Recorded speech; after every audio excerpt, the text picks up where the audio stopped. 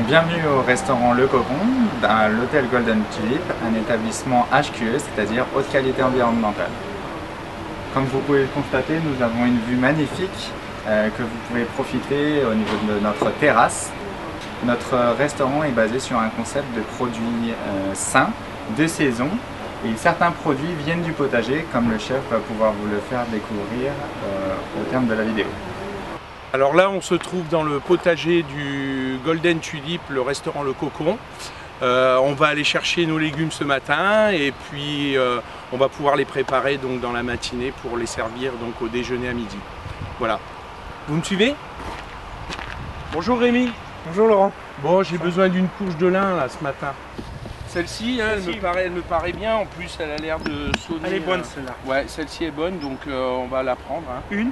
Ouais, je vais en prendre une seule. Et puis, de toute façon, comme je reviens tous les matins, il n'y a pas de souci. On en prendra demain. Hein, ok. Allez, c'est parti. Là, on a cuit notre courge de lin. C'est de l'herbe à curry du jardin. Hein. On va rajouter un petit peu dans notre purée. On infuse notre purée avec quelques feuilles d'herbe à curry. Et là on commence à avoir une purée, on la dessèche bien. Parce que la courge ça rend de l'eau. On est quand même obligé de la dessécher. Là on a des jolis cèpes juste rôtis avec quelques girolles. Voilà. Dans le restaurant Le Cocon, on utilise pour nos viandes et nos poissons uniquement de l'huile d'olive. Éventuellement de l'huile de colza, l'huile de pépins de raisin. On travaille avec l'huilerie Montegotero qui se trouve à Beaujeu, dans le Beaujolais. Mais c'est vrai qu'on a fait le choix de ne pas utiliser de l'huile animale. Donc ça c'est un plat d'automne, hein. C'est un plat, voilà, on a associé les cèpes et la girole qui sont des champignons de saison. On a associé la courge de lin avec l'herbe à curry qui est de notre potager, donc qui vient directement de notre potager. Voilà, donc on a mis vraiment une touche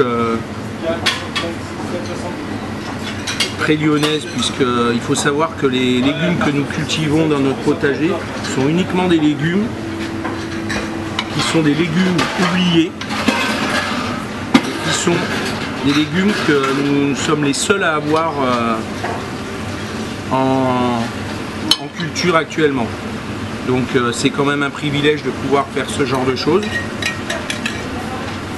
Et là, la touche finale, le jus. Et il ne nous reste plus qu'à déguster le plat.